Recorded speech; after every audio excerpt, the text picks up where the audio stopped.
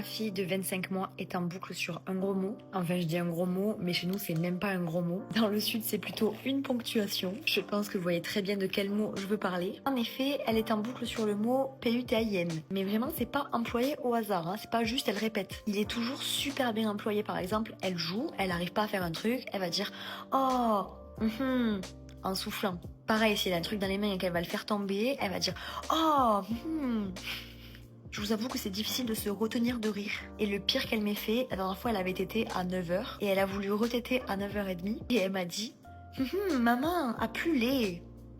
Et du coup j'ai fait une story sur notre réseau pour vous expliquer un petit peu ça. En l'occurrence elle venait de se réveiller le matin. Elle m'a dit moustique, a piqué moi à gratte. Du coup j'expliquais que Victoire elle avait aussi eu cette phase vers 2 ans et demi aussi. Ce qui marchait super bien, c'était de l'ignorer. Relevait pas du tout qu'elle avait dit un gros mot. Du coup, en 2-3 jours, elle a arrêté de le dire puisqu'elle a vu qu'on réagissait pas. Mais là, l'enfant est beaucoup plus coriace. Si j'ai le malheur de l'ignorer, elle insiste, elle insiste, elle insiste. Mais à tel point, elle se met à crier « Hé maman !»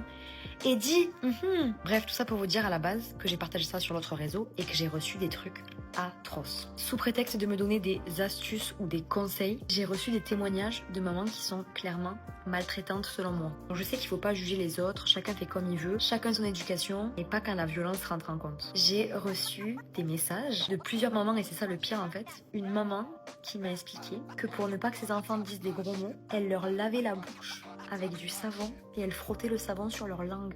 Mais pardon, mais qui fait ça à son enfant en fait? Déjà je trouve le degré d'humiliation assez élevé, mais en plus de ça c'est hyper toxique. Enfin, je sais pas c'est quoi la prochaine étape, c'est de l'eau de javel dans la bouche.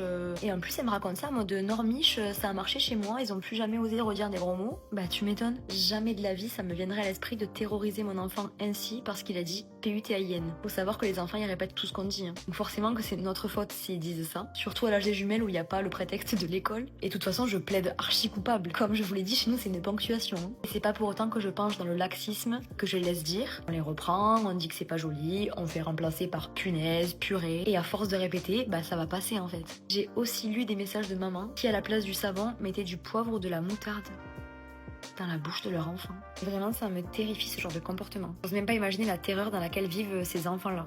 Dis-moi comment tu fais toi en commentaire. Bisous.